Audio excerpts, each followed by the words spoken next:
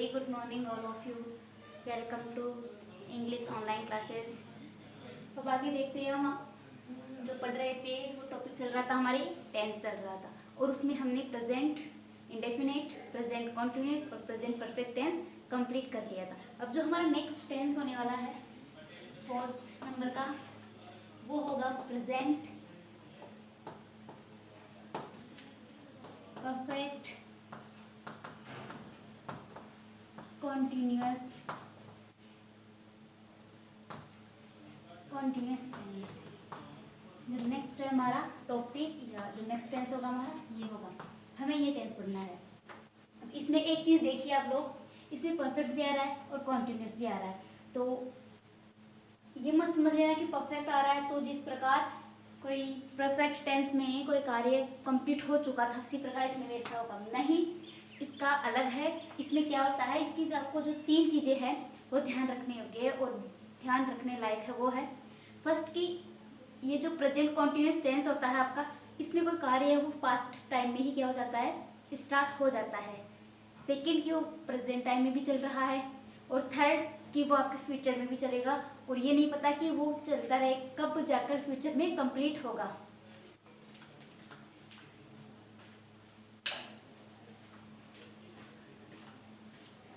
तो मैंने आपको 3 चीज़ें बताई कि जो आपका परफेक्ट कॉन्टिन्यूस टेंस इसमें क्या होता है कि कोई कार्य था या कोई वर्क था वो आपके पास्ट में भी स्टार्ट था, प्रेजेंट में भी जारी है और फ्यूचर में भी रहेगी। It's your present, it's your past and it's your future. तो इसमें क्या है कि कार्य था वो इस वक्त भी जारी था, कंटिन्यू था, आई मीन पास्ट में स्टार्ट हुआ, प्रेजेंट में कंटिन्यू है और फ्यूचर में when will be finish, we don't know कि ये कब समाप्त होगा, ये हम नहीं जानते कि पास्ट में स्टार्ट हुआ था, प्रेजेंट में कंटिन्यू है और फ्यूचर में भी जारी रहेगा और कब फिनिश होगा ये हमें पता नहीं रहता। तो ये तो आपके प्रेजेंट परफेक्ट कॉन्टिन्यूस टेंस की एक कुछ बातें। अब इसमें क्या होता है, एक बात ध्यान रखना कि ये इसमें जो सेंटेंस दिए जाते हैं वो सेंटेंस कॉन्टिन्यूस टेंस के ही समान दिए जाते हैं, जिससे हमें ये पता नहीं चल पाता कि ये कॉन्टिन्यूस है या परफेक्ट कॉन्टिन्यूस है। तो इन दोनों में डिफरेंस करने का एक जो सबसे बड़ा तरीका है वो ये है कि जो आपके कॉन्टिन्यूस टेंस है इसमें या तो समय दिया गया नहीं होता तो परफेक्ट कॉन्टिन्यूस टेंस में क्या होता है, आपके जो टाइम है वो टाइम दिया हुआ रहता है। फर्स्ट थिंग तो ये है आपके। तो दूसरी चीज़ क्या है कि जो आपके कॉन्टिन्यूस टेंस है उसमें अगर आपका जो टाइम है वो दिया हुआ हो तो इसमें से नहीं दिया हुआ होता, क्या से नहीं दिया हुआ होता। और परफेक्ट कॉन्टिन्यूस टेंस में मैंने आपको इसमें बताया कि टाइम दिया हुआ नहीं होता और परफेक्ट कॉन्टिन्यूस टेंस में टाइम दिया हुआ होता है। और सेकेंड थिंग कि अब मान लो अगर कॉन्टिन्यूस टेंस में टाइम दिया हुआ भी हो तो एक कंडीशन आती है कि उस टाइम के साथ में से नहीं दिया हुआ होता। और जो परफेक्ट कॉन्टिन्यूस है इसकी तो ये जरूर है कि जब भी समय दिया हुआ होगा उसके साथ में से जरूर दिया हुआ होगा। अगर से नहीं दिया हुआ रहता है तो वो फिर आपका कौन सा हो जाएगा, कॉन्टिन्यूस टेंस हो जाएगा। तो कॉन्टिन्यूस टेंस में या तो समय दिया हुआ नहीं होता और अगर दिया हुआ होता है तो उसके साथ में क्या ये जो से है आपका ये दिया हुआ नहीं होता। और second thing perfect continuous tense है आपके, इस परफेक्ट कॉन्टिन्यूस टेंस में समय दिया हुआ होता है लेकिन अगर समय के साथ में से नहीं दिया हुआ हो तो वो कॉन्टिन्यूस हो जाता है और अगर समय के साथ से दिया हुआ हो तो वो आपका परफेक्ट कॉन्टिन्यूस टेंस कहलाएगा। ठीक है, ये चीज़ है जो आपको इन दोनों में डिफरेंस करवाती है, पता चलता है इससे कि कौन सा सेंटेंस परफेक्ट कॉन्टिन्यूस है और कौन सा परफेक्ट कॉन्टिन्यूस है। तो अब हम चलते हैं आगे। वैसे ही जिस प्रकार हम और टेंसेस पढ़ रहे थे वैसे ही देखते इसमें कि इसकी जो पहचान है, आइडेंटिफिकेशन है, वो क्या है। तो इसमें होती है हिंदी वाक्यों के अंत में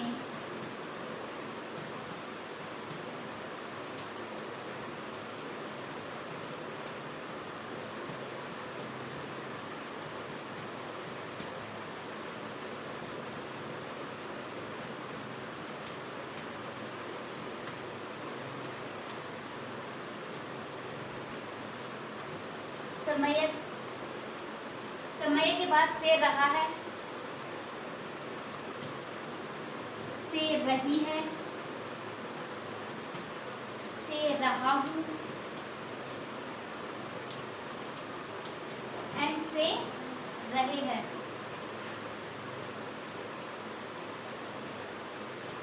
आदि शब्द आते हैं। तो इसमें क्या होगा, जो हिंदी वाक्य उसमें से रहा है, से रही है, से रहा हूँ और से रहे हैं आदि शब्द इसमें आते हैं। तो अब देखते हैं इसका जो फॉर्मूला है वो फॉर्मूला क्या होगा। मैं आपको क्या कर रही हूँ, फॉर्मूला बता रही हूँ एक कि उसका नॉर्मल फॉर्मूला होता है वो क्या होता है। तो इसका स्ट्रक्चर देखते हैं हम। स्ट्रक्चर है फॉर्मूला, वो क्या होता है आपके सब्जेक्ट। सब्जेक्ट के बाद में हम हमेशा क्या लगाते थे, हेल्पिंग वर्ब। और इसमें हेल्पिंग वर्ब के रूप में आपके हैज, बीन या हैव बीन। देन फिर उसके बाद में वर्ब की जो आपके फर्स्ट फॉर्म है उसके साथ आईएनजी फॉर्म, उसके बाद ऑब्जेक्ट। अब देखिए क्या था आपके, यहाँ तक तो सभी में सेम था, लेकिन जो एक चीज है वो इसमें डिफरेंट है। वो क्या है कि इस सेंटेंस में ऑब्जेक्ट के बाद में क्या आएगा। अगर सेंटेंस में ऑब्जेक्ट के बाद इस सेंटेंस में क्या दिया होगा, टाइम, और उसके बाद हमें सिंस या फॉर इसका प्रयोग करना है। ऑब्जेक्ट के बाद में अगर कुछ अदर दिया हो तो वो, और उसके बाद हमें क्या करना है, टाइम, कोई भी टाइम दिया हुआ होगा वो, सॉरी ये कोई भी ऑब्जेक्ट, उसके बाद में कोई भी अदर चीज दी हुई वो, और उसके बाद सिंस या फॉर, और फिर हमें टाइम दिया लिखना होता है इसमें। ये सबसे डिफरेंट है, सबसे अलग है। इसकी सबसे बड़ी यही चीज है कि आपको यही देखना होता है सेंटेंस में, सिंस या फॉर और टाइम, ये सबसे डिफरेंट चीज है। और इन्हीं को लगाने से पता चलता है कि ये कौन सा टेंस है, प्रेजेंट परफेक्ट कॉन्टिन्यूस टेंस है। क्योंकि ऊपर मैंने बताया आपको रहा है, रही है, रहे हैं, ये तो कॉन्टिन्यूस टेंस में भी आते हैं, प्रेजेंट कॉन्टिन्यूस में भी। लेकिन इसमें क्या आ गया, जो एक डिफरेंट थिंग है वो किससे रहा है, इस समय के बाद में से दिया हुआ होता है। तो उसी प्रकार जो ये है इसमें क्या होगा, सिंस या फॉर, इसके बाद में क्या दिया होता है, टाइम दिया हुआ होगा। अब ये नॉर्मल स्ट्रक्चर है इसका, आपको ध्यान रखना है कि जिस प्रकार सिंपल में, जिस प्रकार कॉन्टिन्यूस में, जिस प्रकार परफेक्ट में इनके सेंटेंस स्ट्रक्चर बनते थे, उसी प्रकार इनको भी हम क्या कर लेंगे, अपने स्तर पर ही बना लेंगे। कैसे बनाया जाता है, नेगेटिव में नोट लगा देंगे, और जो आपका इंटरोगेटिव है उसमें हेल्पिंग वर्ब आगे आ जाएगी, इंटरोगेटिव नेगेटिव में हेल्पिंग वर्ब आगे आ जाएगी, सब्जेक्ट के बाद नोट, नोट के बाद बीन। तो अब आगे देखते हैं। अब देखो, अब देखते हैं आगे इसमें हेल्पिंग वर्ब क्या होती है। ये आपको मैंने स्ट्रक्चर बताया है। अब इसमें हेल्पिंग वर्ब क्या होगी, हेल्पिंग वर्ब होगी has been and have been. अब इनका प्रयोग कब कब कैसे किसी किया जाएगा, तो हैज बीन का तो होगा विद सिंगुलर सब्जेक्ट, जो कि आप जानते हैं कौन कौन से हैं, क्योंकि लास्ट तो जितने भी तीनों टेंस वर्ड है उनमें मैंने बहुत अच्छे से बता दिया है आपको। और जो हैव बीन का है इसका प्रयोग विद प्लूरल सब्जेक्ट, इसका प्रयोग प्लूरल सब्जेक्ट के साथ किया जाएगा। अब आपके सिंगुलर में कौन कौन हो जाएंगे, ही, सी, इट, या कोई भी आपका सिंगुलर सब्जेक्ट। ठीक है, यहाँ तक तो कंफर्म है। जो आपका प्लूरल है उसमें आई, वी, यू, दे, या कोई भी प्लूरल सब्जेक्ट। ये तो थी आपके जो हेल्पिंग वर्ब है उनकी बात। अब नेक्स्ट आती है मेन वर्ब। तो मेन वर्ब में क्या होगा, जो आपके वर्ब की फर्स्ट फॉर्म है उसके साथ में आईएनजी फॉर्म आएगी, ये क्या होगा आपका, इसकी मेन वर्ब होगी। अब एक चीज जो ध्यान देने योग्य है कि यहाँ मैंने लिखा है सिंस और फॉर, दोनों लिखा है सिंस और फॉर। तो अब हमें देखना है कि सिंस का प्रयोग कब किया जाता है और फॉर का प्रयोग कब किया जाता है। तो नेक्स्ट जो देखते हैं सिंस एंड फॉर का यूज।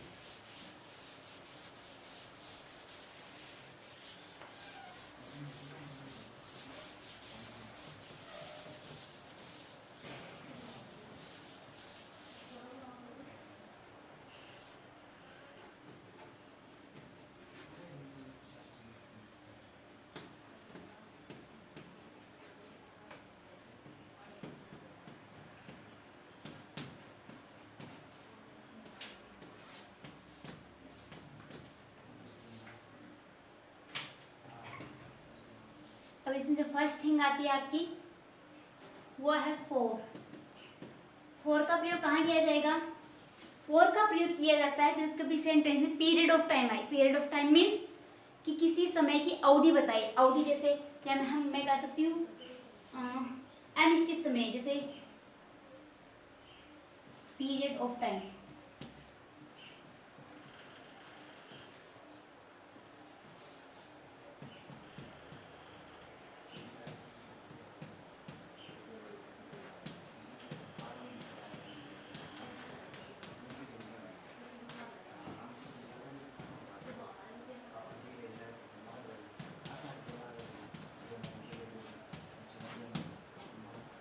इसका प्रयोग कब किया जाता है, पीरियड ऑफ टाइम, किस समय की अवधि के लिए। हम इसे यह भी कह सकते हैं कि किसी अनिश्चित समय के लिए। कैसे अनिश्चित समय के लिए, कैसे, जैसे इसमें एग्जांपल है आपके फॉर 3 hours, for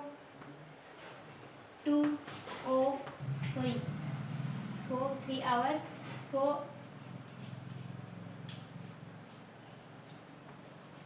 5 days, या for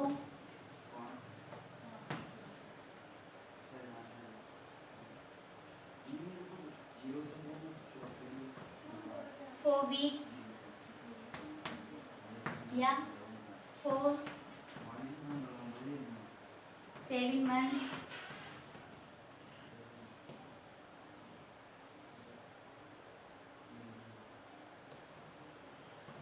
या for many years,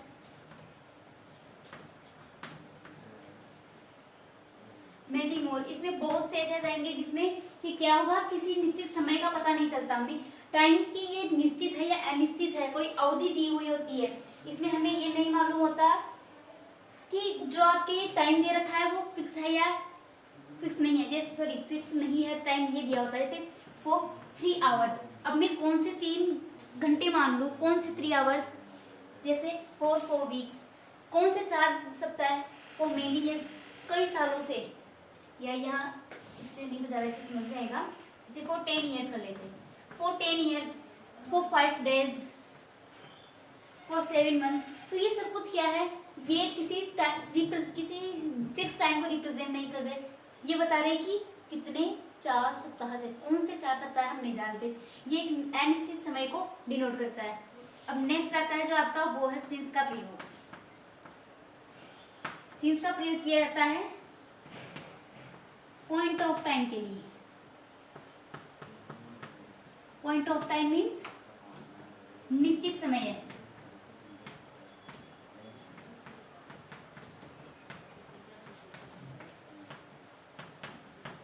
निश्चित समय कैसे, जैसे इसमें आ जाते हैं आपके, इसमें जैसे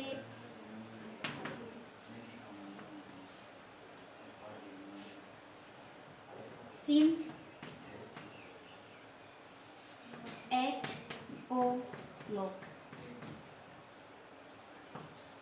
since Monday, since Tuesday, since April, since 1993, since evening, since morning, since noon, since night,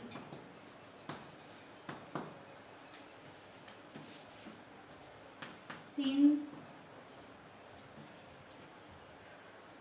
last, इसके बाद जैसे वीक आ गया, मंथ आ गया, इसके साथ क्या किया जाएगा, सिंस का प्रयोग किया जाएगा। लेकिन एक बात ध्यान रखना, अगर सिंस के अगर लास्ट के साथ में क्या आ जाए दैट, और उसके बाद वीक, सप्ताह या कुछ भी आ जाए, तब हम किसका यूज करेंगे, फोर का यूज करेंगे। कैसे, जैसे मैं इसका भी एक एक्सेप्शन लिख दूंगी। जैसे आपका सिंस बर्थ, कब से, उसके जन्म के समय से, तो उसका जन्म तो एक फिक्स डेट भी हुआ था ना कि इस टाइम हुआ, जैसे कब 9 जनवरी हुआ, जैसे 5 फरवरी हुआ, कब हुआ, तो वो क्या है, सिंस बर्थ, कि उसके जन्म दिवस से, तो वो जन्म दिवस क्या है, फिक्स है। तो वो का यूज पीरियड ऑफ टाइम के लिए, इसमें समय अवधि दी हुई होती है, ड्यूरेशन दिया हुआ होता है टाइम का, कि 3 सप्ताह से, 3 महीने से, 4 सालों से, तो उसमें क्या है, फिक्स टाइम नहीं दिया हुआ होता। और जो आपका फोर का प्रयोग होगा वहां,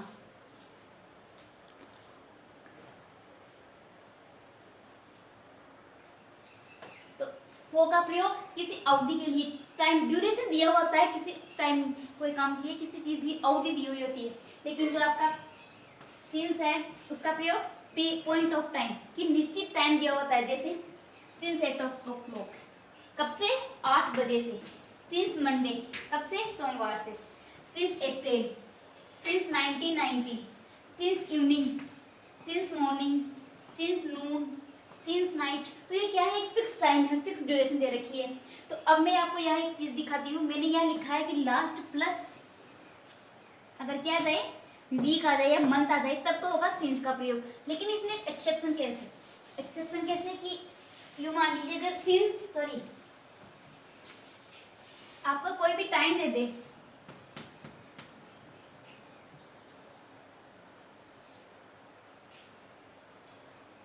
जैसे कोई,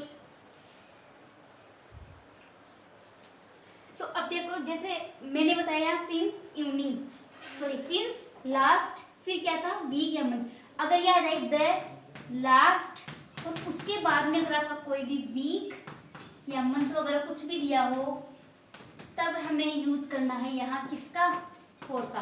अब इन दोनों में एक डिफरेंस है, इसमें द आ रहा है आपके, और इसमें क्या, इसमें द नहीं आ रहा है, इसमें लास्ट के बाद डायरेक्ट वीक मंथ आ रहा है। वीक मंथ ईयर वगैरह कुछ भी, और जस्ट लास्ट के बाद आ रहा है। लेकिन इसमें क्या है, द आके और फिर लास्ट आ रहा है, और फिर ये आ रहा है। पहले क्या आया, इससे पहले द आया, और इसके बाद में ये सब कुछ आ रहे हैं, तो इसलिए वहां फोर का प्रयोग होगा। तो फोर और सिंस का प्रयोग कंप्लीट है आपके। बस इतना ध्यान रखना है कि सिंस का प्रयोग पॉइंट ऑफ टाइम, निश्चित टाइम के लिए, और सिंस का प्रयोग फोर का प्रयोग अनिश्चित टाइम, पीरियड ऑफ टाइम के लिए। उसमें ड्यूरेशन दिया होता है, पीरियड दिया होता है टाइम का, कि कब से कब तक। तो अब देखते हैं आगे इनके सेंटेंस। मैं आपको एक सेंटेंस बनाकर बताऊंगी, पहले हम स्ट्रक्चर देख लेते हैं इनके। मैं आपको केवल एक सेंटेंस बनाकर बताऊंगी, और उसके बाद आपको खुद को बनाना है, क्योंकि जब आपको स्ट्रक्चर का पता चल जाता है, तब आप आसानी से खुद ब खुद बना सकते हो। पहला सब्जेक्ट, दूसरा हेल्पिंग वर्ब के रूप में हैज बीन या हैव बीन। थर्ड वर्ब की फर्स्ट के साथ आईएनजी, फिर ऑब्जेक्ट, तो दिया हो तो वो, अन्यथा सिंस, फोर प्लस टाइम। ये आपका है अफर्मेटिव का। सेकंड का स्ट्रक्चर है नेगेटिव का, वो क्या हो जाएगा, सब्जेक्ट प्लस, इसमें क्या करना है आपको, नोट जो लगेगा आपके वो हैज या हैव प्लस नोट, और उसके बाद में आपके बीन आएगा। ध्यान रखना ये चीज, इसमें क्या करना है आपको, हैज बीन के बीच में लगाना है नोट, और हैव बीन के बीच में लगाना है नोट, इनके बाद में नहीं लगाना। जो नेगेटिव सेंटेंस है वो उसे किसमें, हैज या हैव लिख के और उसके बाद नोट लगाना है, फिर बीन लगाना है, और जो नेक्स्ट सेंटेंस हो एज इट इज ये यही आ जाएगा।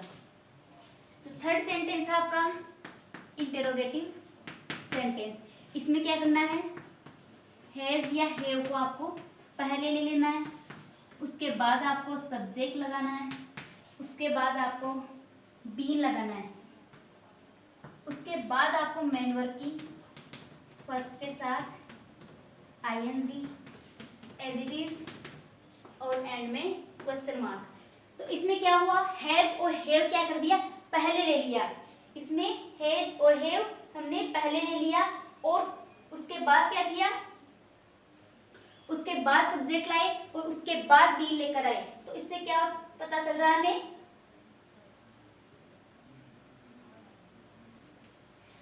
इसमें यह है कि हैज और हैव, सब्जेक्ट के बाद तो बीन आएगा और सब्जेक्ट के पहले हैज या हैव आएगा। इसमें बस इतना सा डिफरेंस है, क्योंकि इसमें हैज बीन और हैव बीन ये दो क्या है, साथ में आ रही है, तो इसमें सब्जेक्ट के बाद बीन और किसके, सब्जेक्ट के पहले ये है जो आपकी हेल्पिंग वर्ब है वो, और जो इसके साथ का जो है बीन वो सब्जेक्ट के बाद में चला जाएगा।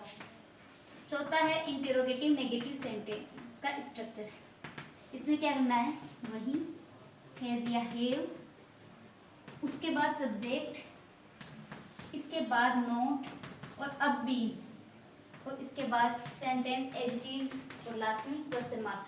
तो इतना ही डिफरेंस है, मैंने आपको इसलिए बताया क्योंकि इसमें हैज बीन और हैव बीन का थोड़ा वो लफड़ा था कि इसमें किसको कहाँ लगाना है। तो नोट तो इन दोनों के बीच में आएगा, और जो आपका इंटरोगेटिव सेंटेंस होगा उसमें हैज या हैव को सब्जेक्ट से पहले ले आएंगे, बीन को सब्जेक्ट के बाद लगाएंगे, और जो आपका इंटरोगेटिव नेगेटिव सेंटेंस होगा उसमें सब्जेक्ट जो नोट है उसको हैज हैव प्लस सब्जेक्ट के बाद रखेंगे। तो ये आपका स्ट्रक्चर कंप्लीट हो गया। अब मैं आपको एक सेंटेंस करके बताती हूँ उसमें कैसे करना है, और जो नेक्स्ट सेंटेंस और सेंटेंस बचेंगे वो सब आपको करने हैं अकॉर्डिंग टू स्ट्रक्चर, जैसे हमने अब तक किया है।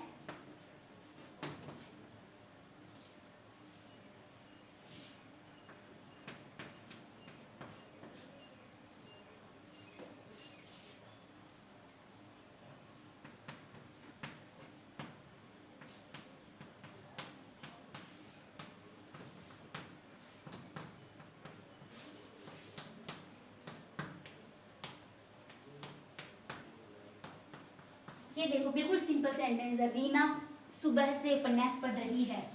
क्या कर रही है, सुबह से उपन्यास पढ़ रही है, रहा है रही है, कौन सा टेंस हो गया, कॉन्टिन्यूस टेंस।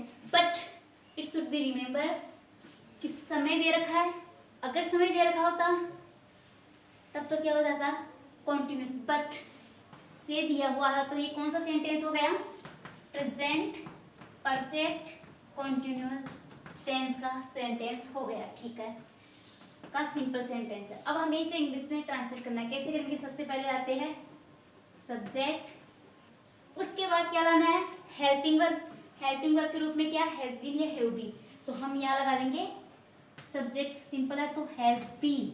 अब क्या करना है, अब क्या करना है, मेन वर्ब, मेन वर्ब क्या है, पढ़ रही है, तो पढ़ने को रीडिंग, क्या पढ़ रही है, वो ऑब्जेक्ट लाना है, नोवेल, कब से पढ़ रही है, सुबह से, तो सुबह क्या है, फिक्स टाइम है कि सुबह से सुबह की, जैसे 4 बजे बाद में या कभी भी, जैसे 4 से 5 6 7 कि सुबह के जो ड्यूरेशन है, सुबह का जो टाइम है उस टाइम में वो क्या पढ़ रही थी, नोवेल। तो हम यहाँ लगा देंगे क्या, सिंस, क्योंकि since period point of time निश्चित समय के लिए आता है,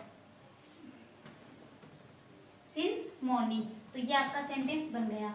अब देखिए अगर इसी सेंटेंस को नेगेटिव बनाना था तो हम क्या करते, Reena has not been reading novel since morning. इसी सेंटेंस को अगर हमें इंटरोगेटिव बनाना था तो has Reena been reading a novel since morning, ये ऐसे बन जाता। इस सेंटेंस को इंटेरोगेटिव नेगेटिव बनाना था तो has Reena not been reading novel since morning. तो ये सेंटेंस का स्ट्रक्चर है, मैंने आपको स्ट्रक्चर बता दिए है, ये मैंने आपको एग्जांपल भी करके समझा दिया है। अगर हम ऐसे ही करते रहेंगे तो ये टेंस का जो आपका टॉपिक होगा वो बहुत लंबा खिस्सा चला रहेगा, वो टॉपिक यूं ही रह जाएंगे। तो इसलिए हम एक एग्जांपल समझा दिया है मैंने आपको, अब आपको खुद को इनसे तैयारी करनी है, स्ट्रक्चर समझा दिया है मैंने। ठीक है, थैंक यू, आज इतना ही।